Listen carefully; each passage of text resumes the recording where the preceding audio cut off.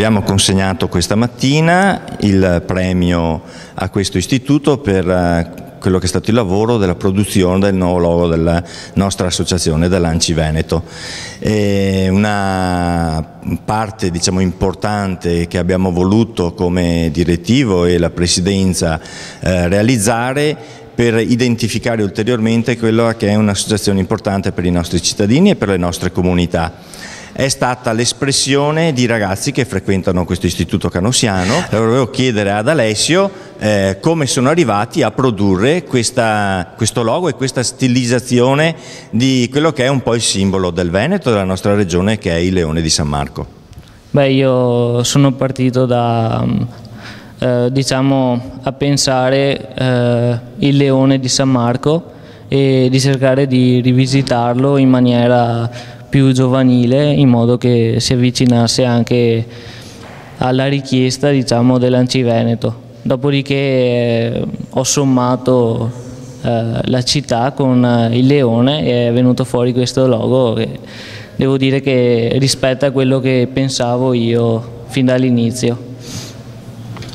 Bene, la professoressa invece 2 battute per quanto riguarda invece l'attività di questo istituto, che è giusto mettere in risalto. Sono dei ragazzi che si applicano durante l'anno scolastico, che però hanno anche la possibilità di una prospettiva dal punto di vista lavorativo, e quindi un istituto che si incardina dentro quelle che sono le attività scolastiche di questa nostra regione, soprattutto per dare un futuro ai nostri ragazzi.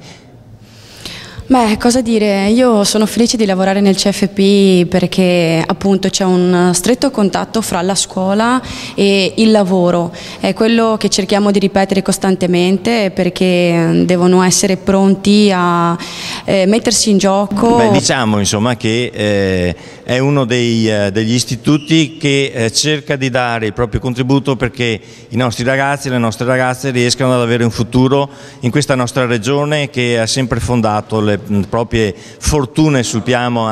anche imprenditoriale, preparando le persone a quella che è una nuova professione. E quindi grazie veramente all'Istituto Canossiano, agli insegnanti, alla direzione per il lavoro che è stato fatto per conto dell'ANCI, e veramente adesso divulgheremo questa nostra nuova immagine, questo logo, per cercare di mettere insieme tutte le comunità, tutti i nostri sindaci all'interno di quello che è un impegno di responsabilità molto grande per le nostre comunità.